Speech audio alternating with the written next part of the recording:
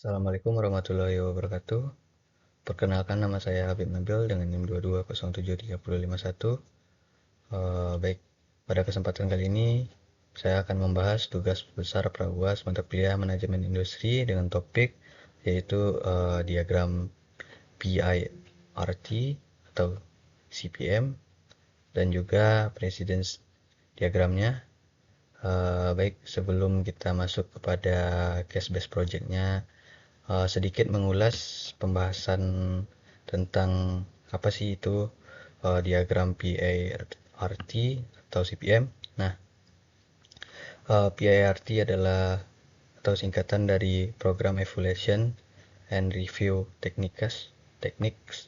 Kalau CPM adalah Critical Path Method, yang dimana perbedaannya hanya uh, pada persoalan estimasi waktu dan penyelesaian tiap aktivitasnya. Kalau CPM, durasi menyelesaikan suatu aktivitasnya didasarkan pada pengalaman masa lalu atau kegiatan masa lalu. Nah, sedangkan PIRT ini, durasi penyelesaiannya suatu aktivitas adalah nilai estimasi. Atau PIRT ini digunakan untuk proyek yang sebelumnya tidak pernah dilakukan.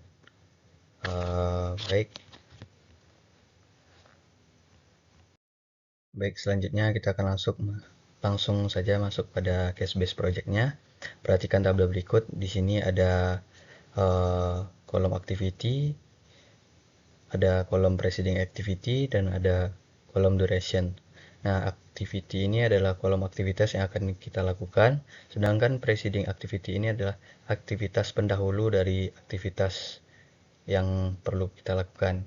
Dan durasi ini adalah waktu atau hari pengerjaan sebuah aktivitas tersebut. Karena di sini uh, adalah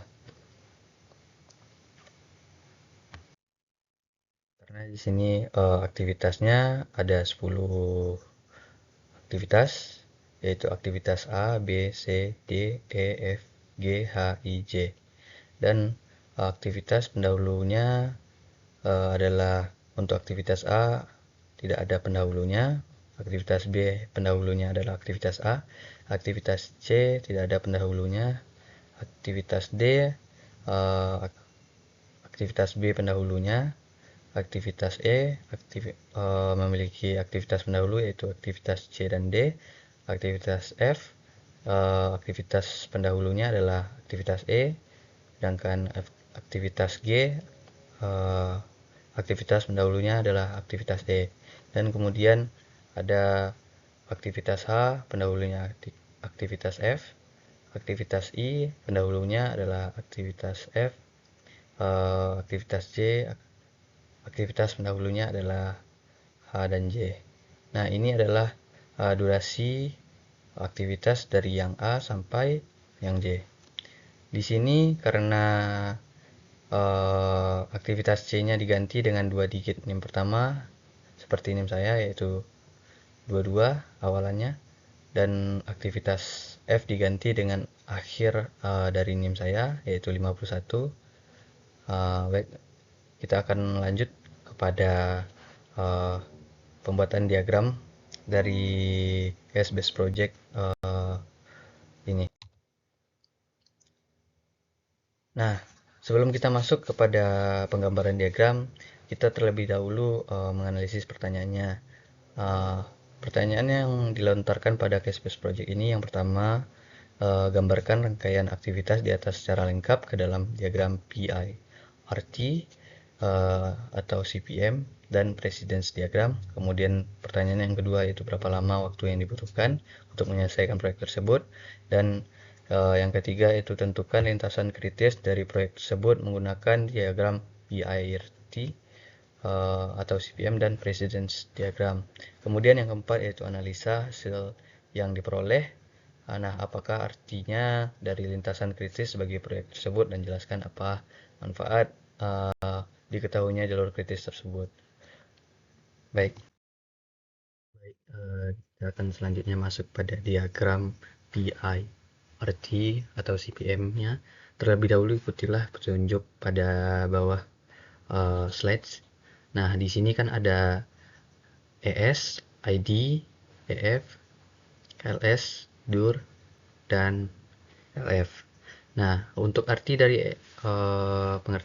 singkatan-singkatan tadi adalah ES adalah earliest start, ID ini adalah kegiatannya, uh, EF ini adalah earliest finish, LS adalah latest finish, dan DUR adalah durasi, dan LF adalah latest finish. Nah, untuk mencari earlier finishnya kita harus perlu menambahkan ES atau earlier start ditambah dengan durasi. Sedangkan untuk mencari latest startnya adalah uh, latest finishnya dikurangi dengan durasi. Baik, untuk membuat diagram PIRT atau CPM ini kita harus memasukkan beberapa komponen activity sesuai dengan tabel case based project tadi. Nah, di mana sini kita mulai langkah pertamanya yaitu memasukkan aktivitas-aktivitas ke dalam garis-garis ini. Kemudian aktivitas A merupakan aktivitas yang pemula atau aktivitas yang tidak memiliki aktivitas pendahulunya, sehingga A merupakan aktivitas awal, dan kita akan memberikan earliest start-nya yaitu 0 karena tidak ada aktivitas pendahulunya. Kemudian latest start-nya yaitu 0, dan durasinya yaitu kita masukkan 12. Nah, seperti pada rumus di bawah ini, untuk mendapatkan hasil dari earlier finish, kita harus perlu menambahkan earlier start ditambah durasi. Nah, earlier finish-nya adalah 0, earlier start-nya adalah 0, dan durasinya ada 12. Maka hasil untuk earlier finish-nya adalah 12. Baik, selanjutnya kita lihat pada tabel case based project ini. Hanya terdapat 2 aktivitas yang tidak memiliki aktivitas pendahulunya, yaitu aktivitas A dan C. Maka kita perlu juga membuat garis ke bawah untuk aktivitas C, karena aktivitas C ini adalah aktivitas awal. Maka kita buat earliest start-nya yaitu juga 0, dengan ID-nya atau identitasnya yaitu kita lambangkan dengan huruf C, dan earliest finish-nya yaitu 22, karena pada durasi hari di kolom durasi activity-nya yaitu 22 hari. Baik, selanjutnya yaitu kita memasukkan aktivitas B ke dalam diagram. Nah, aktivitas B ini aktivitas pendahulunya adalah aktivitas A, maka kita harus meneruskan dari setelah selesainya aktivitas A pada hari ke-12, maka kita harus memulai aktivitas B pada hari ke-12 tersebut juga. Maka di sini earliest start-nya adalah 12, dan untuk durasinya adalah 8 hari, maka kita akan mendapatkan earliest finish-nya yaitu 12 ditambah 8 sama dengan 20 hari. Kemudian selanjutnya masukkan juga kolom D. Kolom D ini seperti yang kita ketahui, ada aktivitas pendahulunya adalah aktivitas B. Maka dari itu earliest start-nya akan dimulai pada hari ke-20. Hari ke-20 kita akan menambahkan dengan durasi dari aktivitas D ini yaitu 25 hari, maka 20 ditambah 25 hasilnya 45 hari. Maka hasil dari earliest finish-nya untuk aktivitas D adalah 45 hari. Selanjutnya kita akan masuk kepada aktivitas E. Nah, aktivitas E ini terdapat dua aktivitas pendahulunya. Seperti pada diagram yang telah saya buat ini, aktivitas pendahulu dari aktivitas E adalah aktivitas C dan aktivitas D. Nah, pada aktivitas E ini, kita akan mengambil earliest start tertinggi pada aktivitas D, yaitu 45.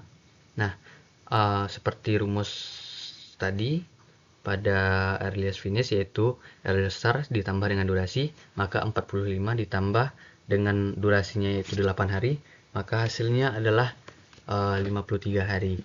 Kemudian setelah aktivitas E ini adalah ada aktivitas F. Nah, aktivitas F ini, aktivitas pendahulunya adalah aktivitas E, di mana aktivitas E tersebut berakhir pada hari ke-53, maka kita harus memulai aktivitas aktivitas F pada hari ke-53, dan kita harus menambahkan dengan durasinya yaitu 51, di mana 53 ditambah 51 hasilnya adalah 104, maka 104 hari adalah earliest finish pada aktivitas F. Kemudian selanjutnya aktivitas G. Aktivitas G ini seperti yang kita ketahui, aktivitas pendahulunya yaitu aktivitas E. Aktivitas E ini kan tadi berakhir pada hari ke-53, maka earliest finishnya adalah 138 hari, karena 53 ditambah 35 sama dengan maaf, salah tulis, yaitu sekitar 88 hari. Kemudian untuk selanjutnya setelah aktivitas G, kita akan melanjutkan ke aktivitas A. H ditandai dengan telah selesainya aktivitas F, karena di sini aktivitas H belum bisa dimulai ketika aktivitas F belum selesai. Aktivitas F selesai pada hari ke-104, maka kita isi kolom earliest start-nya yaitu 104, dan kita isi pula durasinya pada 30 hari.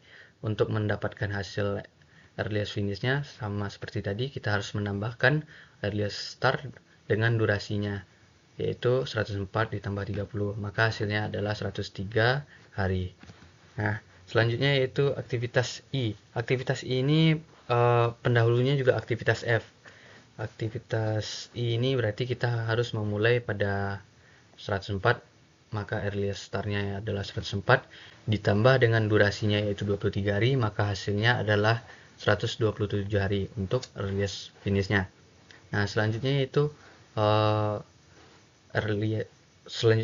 kita masuk kepada aktivitas terakhir yaitu aktivitas J, di mana aktivitas J ini bisa dimulai ketika aktivitas H, I, dan G telah selesai. Maka dari aktivitas H, I, dan G ini kita ambil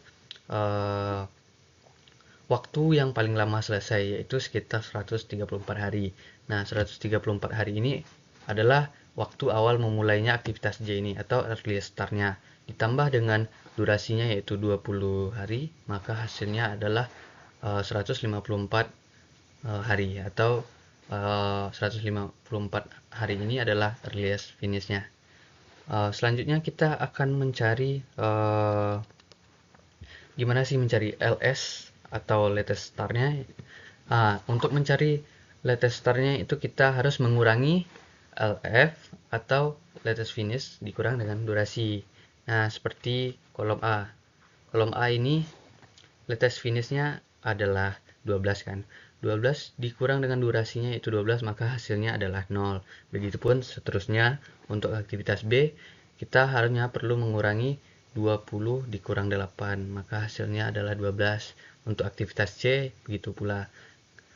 Untuk aktivitas C ini, kenapa latest finish-nya yaitu 45? Karena latest finish dari E ini adalah aktivitas E adalah 45, maka aktivitas C berakhirnya pada hari ke-45. Nah, 45 ini dikurang durasinya yaitu 22 hari, maka didapatkan hasil yaitu 23 hari. Kemudian masuk kepada aktivitas D. Nah, aktivitas D ini berakhir pada hari ke-45. Kita harus mengurangi latest finishnya dikurang dengan durasi 45 dikurang 25, hasilnya adalah 20. Kemudian untuk aktivitas E kita perlu mengurangi 53 dikurang 8, hasilnya akan 45. Nah, untuk aktivitas F kita hanya perlu mengurangi latest finishnya dengan durasi yaitu 104 dikurang 51, maka hasilnya adalah 53. Begitu juga untuk aktivitas G, yaitu kita kurangi 134 dikurang 35, hasilnya adalah 99. 134 ini didapat dari hasil setelah selesainya dilaksanakan aktivitas I. Nah, untuk aktivitas H ini kita hanya perlu mengurangi latest finishnya yaitu 134 hari dikurang 30 hari, maka hasil dari latest startnya itu 104 hari. Dan untuk aktivitas ini kita mengurangi latest finishnya dengan durasinya 134 dikurang 23, maka hasilnya adalah 112. Begitu juga untuk aktivitas J, yaitu 154 dikurang 20, maka hasilnya adalah 30. Baik, selanjutnya setelah kita menyelesaikan pembuatan diagram PIRT atau CPM tadi, maka instruksi selanjutnya yaitu pembuatan precedence diagramnya. Precedence diagram ini tidak jauh berbeda dengan diagram PIRT atau CPM. Untuk pengisiannya hampir sama dengan diagram PIRT dan CPM. Perbedaannya yaitu terdapat di tabel ini ada slack. Jadi slack ini adalah selisih dari earliest start dan latest start dari aktivitas tersebut. Untuk pengisiannya seperti diagram PIRT dan CPM tadi, dimulai dari yang kolom sebelah kiri yaitu earliest start, kolom kiri atas yaitu earliest start, kolom kanan atas yaitu earliest finish, dan kolom kiri bawah yaitu latest start, kolom kanan bawah itu adalah latest finish. Maaf. Dan yang di tengah adalah durasinya. Untuk pengisiannya sama seperti diagram PIRT dan CPM tadi, maka tidak perlu saya jelaskan lebih lanjut. Selanjutnya yaitu kita akan masuk kepada waktu yang diperlukan untuk menyelesaikan proyek tersebut. Untuk lama waktu yang diperlukan diperoleh dari durasi total. Nah, dengan cara yaitu menjumlahkan jalur terpanjang. Jalur terpanjang yang telah saya dapatkan adalah jalur A, B, D, E, F, H, J. Jadi kita harus menambahkan durasi totalnya yaitu seperti pada tabel tadi, durasi aktivitas A yaitu 12 hari ditambah 8 hari ditambah 25 hari ditambah 8 hari ditambah 51 hari ditambah 30 hari ditambah 20 hari, maka didapatkan durasi totalnya adalah 154 hari. Ini adalah lama waktu minimum yang dibutuhkan untuk menyelesaikan suatu proyek tersebut. Kemudian kita masuk kepada lintasan kritis dari kegiatan A sampai J tadi. Untuk lintasan kritisnya saya dapatkan yaitu A, B, D, E, F, H, J. Jadi kesimpulannya di sini adalah lintasan kritis ini merupakan jalur kegiatan yang tidak dapat dilakukan penundaan atau jeda. Nah, lintasan kritis ini juga ditandai dengan samanya durasi earliest start dan earliest finish. Maaf, samanya earliest start dan earliest finish dengan latest start dan latest finish. Selanjutnya kita akan menganalisa hasil perolehan lintasan kritis bagi saya. Menurut saya arti dari lintasan kritis ini adalah sebagai penentu waktu minimumnya suatu kegiatan, dan di mana lintasan kritis ini menentukan waktu penyelesaian suatu proyek secara kritis yang dimana waktunya tidak boleh ditunda-tunda, atau setelah kegiatan satu berakhir maka harus dilanjutkan oleh kegiatan kedua. Nah, untuk manfaat yang saya dapatkan melalui lintasan kritis ini terbagi dari 4, yaitu dapat mengidentifikasi aktivitas yang paling penting untuk dilakukan. Nah, kita di sini lebih konsisten akan melakukan aktivitas-aktivitas yang dianggap paling penting. Kemudian yang kedua itu menentukan durasi minimum suatu proyek. Untuk menentukan durasi minimum yaitu hanya perlu kita menambahkan durasi atau jalur yang terpanjang pada kegiatan tersebut. Nah, kemudian manfaat yang ketiga yaitu memberikan fokus pada aktivitas yang tidak diperbolehkan terlambat, seperti yang saya bilang tadi. Aktivitas yang tidak boleh ditunda merupakan lintasan kritis. Kemudian manfaat selanjutnya yaitu kita akan dapat menentukan float dari aktivitas non kritisnya atau selisih. Nah, seperti seperti untuk aktivitas C, G, dan I merupakan aktivitas yang non kritis atau tidak termasuk dalam aktivitas yang penting, atau aktivitas ini boleh dilakukan atau ditunda dulu pengerjaannya, karena untuk menentukan float suatu aktivitas ini kita hanya perlu mengurangi seperti aktivitas C, kita harus mengurangi 23 hari dikurang 0, maka hasilnya adalah latest start-nya itu 23 hari. Dan untuk aktivitas G memiliki float, yaitu kita hanya perlu mengurangi durasi dan earliest start-nya, latest start-nya yaitu 53 hari, maka didapatkan hasil 46 hari. Untuk aktivitas I memiliki float 111 hari dikurang 104 hari, maka hasilnya adalah 7 hari.